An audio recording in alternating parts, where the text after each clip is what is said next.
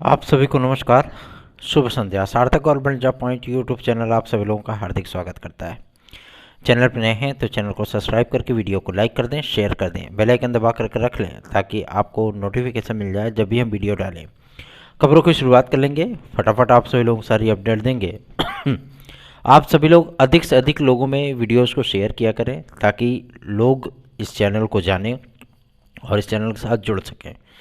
हालांकि India Australia का T20 format चल रहा है, लेकिन सच बताएं अब किसी भी प्लेयर को देखने की इच्छा ही नहीं होती। ठीक है ना, जब से ये लोग वर्ल्ड कप हार गए तब से इच्छा ही समाप्त हो गई क्रिकेट मैच देखने की। तो अब आप सभी लोगों को हम देने चल रहे हैं महत्वपूर्ण अपडेट्स जो आपके प्रतियोगी जीवन के लिए बेहद महत्वपूर्ण होती हैं।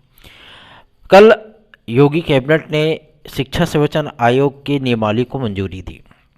इस नियमावली में काफ़ी सारे परिवर्तन हैं और सबसे बड़ी चीज़ यह है कि एक जो आप सभी लोगों का रेशियो है टीजीटी पीजीटी में, क्योंकि आप लोगों को पता होगा कि इसमें असिस्टेंट प्रोफेसर की भी भर्ती है।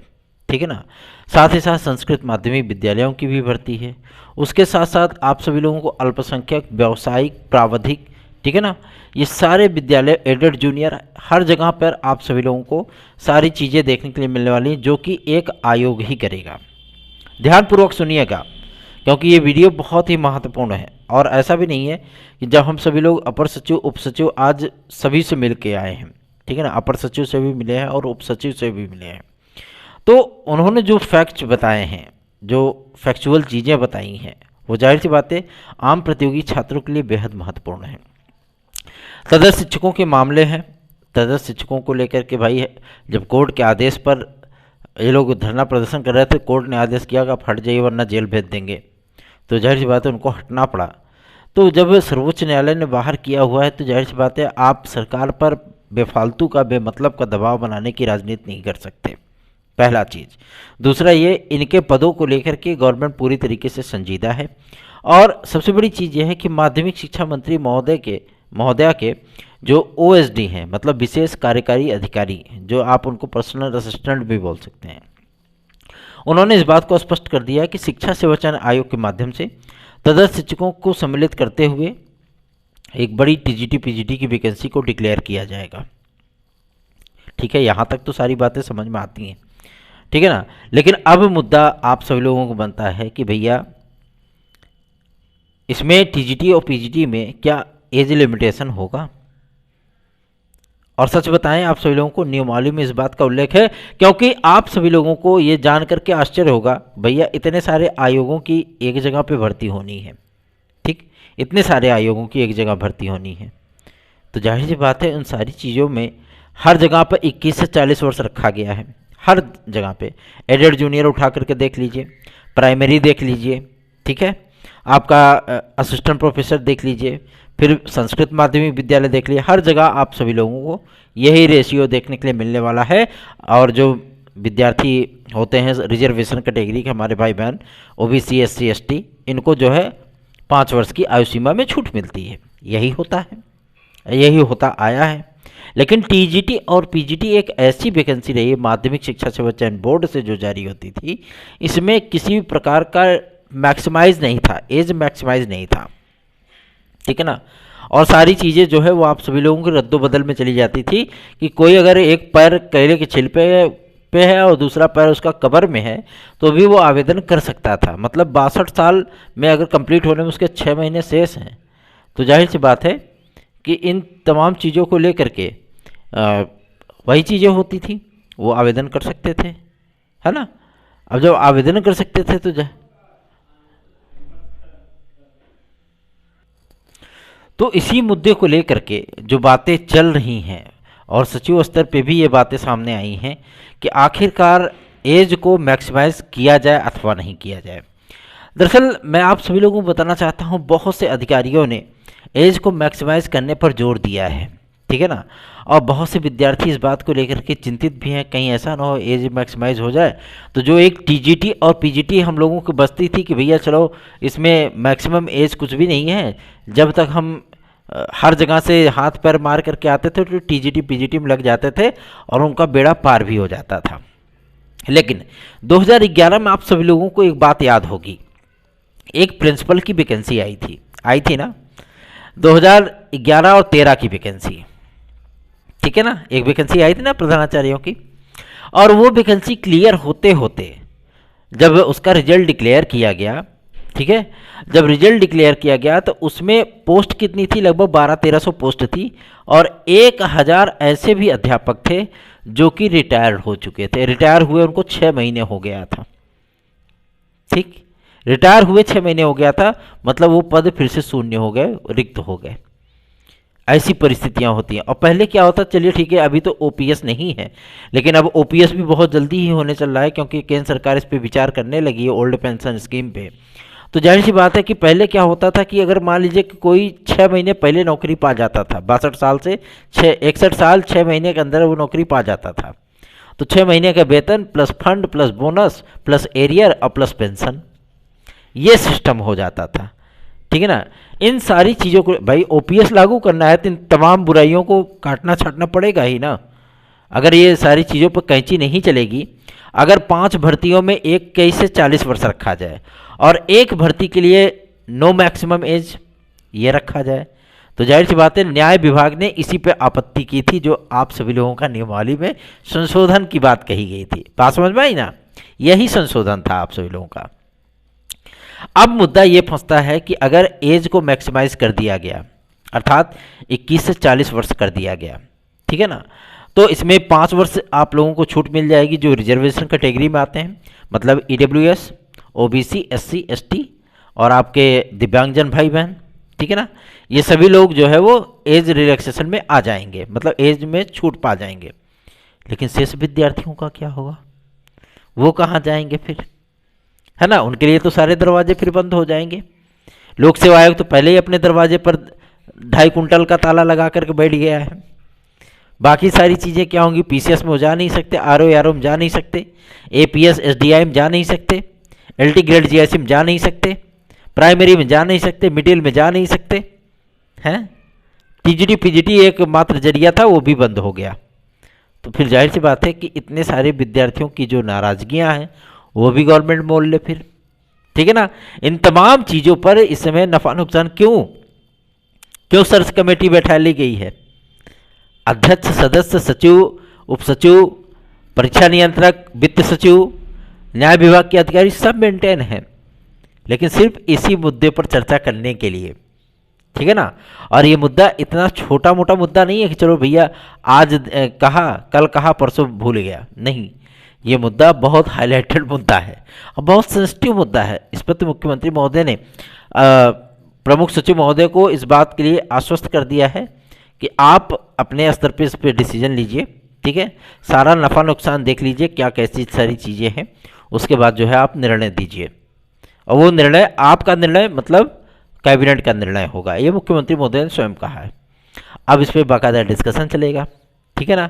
और डिस्कशन चलने का तात्पर्य यह है क्योंकि भाई देखिए आपके माध्यमिक शिक्षा सचिव जो हैं वो एग्री हैं इस चीज़ को लेकर के, अपर सचिव माध्यमिक वो भी एग्री हैं, ठीक है ना। और उप सचिव श्री नवल किशोर शर्मा जी ये तो ड्राफ्टिंग कमेटी में सदस्य ही थे, ठीक है ना। अब सबसे बड़ी चीज़ ये आ रही है कि आखिर सदस्य कौन कौन बनेगा, क्या पीएनपी से भी सचिव वगैरह जाएंगे अध्यक्ष सदस्य के रूप में? जी नहीं, सदस्य इसमें अलग ही हैं, ठीक है ना। उनका ना कोई आधिकारिक बैकग्राउंड है, जो मतलब जो है प्रोफेसर वगैरह रैंक के होंगे और जिन्हें 10 साल 15 साल के शैक्षणिक कार्य का अनुभव होगा उन्हीं लोगों को बनाया जाएगा, ठीक है ना। और नाम फाइनल भी हो चुके हैं, बस इनकी योग्यताओं की जांच करनी है आदरणीय प्रमुख सचिव महोदय को, सारी चीज़ें कंफर्म करनी है और एकदम पंचुअल अधिकारी, ठीक है ना। कुछ भाई चूँकि चुनाव है आप जानबे करते हैं आजकल जाति की राजनीति हो रही है, सभी को मालूम है, तो कुछ कुछ जगहों पर सारी चीज़ों को मैनेज करना है, इसीलिए प्रमुख सचिव को इसके लिए नियुक्त किया गया है, ठीक है ना। बात समझ में आ रही है। और ये सारा जो काम का जखीरा है वो 4 से 5 दिन के भीतर कंप्लीट हो जाएगा। 15 दिसंबर तक आप सभी लोगों का शिक्षा सेवा चयन आयोग पूरी तरीके से अस्तित्व में आ जाएगा। यहाँ पे अध्यक्ष, सदस्य, सचिव सारे लोग काम करने लगेंगे। और आप सभी लोगों को बता दूं, पहली जो आप लोगों की परीक्षा शिक्षा सेवा चयन आयोग के माध्यम से देखने के लिए मिलने वाली है वो होगी असिस्टेंट प्रोफेसर की शिक्षक भर्ती। असिस्टेंट प्रोफेसर की इसलिए होगी क्योंकि इसमें विद्यार्थियों की संख्या कम है, पहला। दूसरा ये कि हाईकोर्ट का इस पर आदेश भी है, इसलिए इस परीक्षा को सर्वप्रथम कराया जाएगा। दूसरा परीक्षा आप सभी लोगों की टीजीटी पीजीटी 2022 हो गई, ठीक है ना। उसके बाद यूपीटीईटी का विज्ञापन अभी फिलहाल जारी नहीं होगा। यूपीटीईटी का विज्ञापन आप सभी लोगों का जनवरी लास्ट या फरवरी के मंथ में आएगा, ठीक।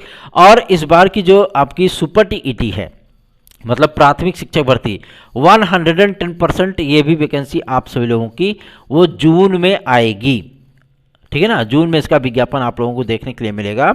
और सबसे बड़ी चीज़ मैं आप सभी लोगों को बता दूं कि इसमें बीएड डिग्री धारक भी सम्मिलित होंगे, क्योंकि गवर्नमेंट एक बड़ी भर्ती देगी आप सभी लोगों को। लगभग 74,000 80,000 पदों पर यह विज्ञापन होगा और इसमें जो है बीएड डिग्री धारकों को भी सम्मिलित किया जाएगा। उसके बाद पता नहीं होगा कि नहीं होगा, वो भगवान ही जाने, लेकिन ये भर्ती आप सभी लोगों को मिलेगी, ठीक है ना। तो आप लोग चिंतित बिल्कुल ना हो, बल्कि अपनी तैयारियों पर फोकस करें और तैयारियां बेहतरीन ढंग से करें ताकि आप लोगों की सफलता दर वो 100% में तब्दील हो सके। चलिए आगे बढ़ते हैं।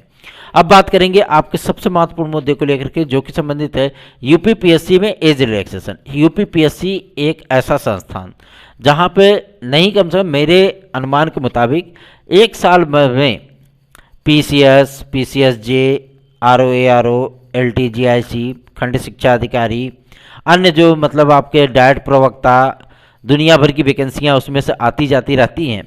हमारे ख्याल से नहीं, कम से कम तो 1 साल के अंदर 25-30 लाख विद्यार्थी एग्ज़ाम देते ही देते होंगे, ठीक है ना। सभी को मिला करके इतने विद्यार्थी आ जाते हैं, एग्ज़ाम दे देते हैं।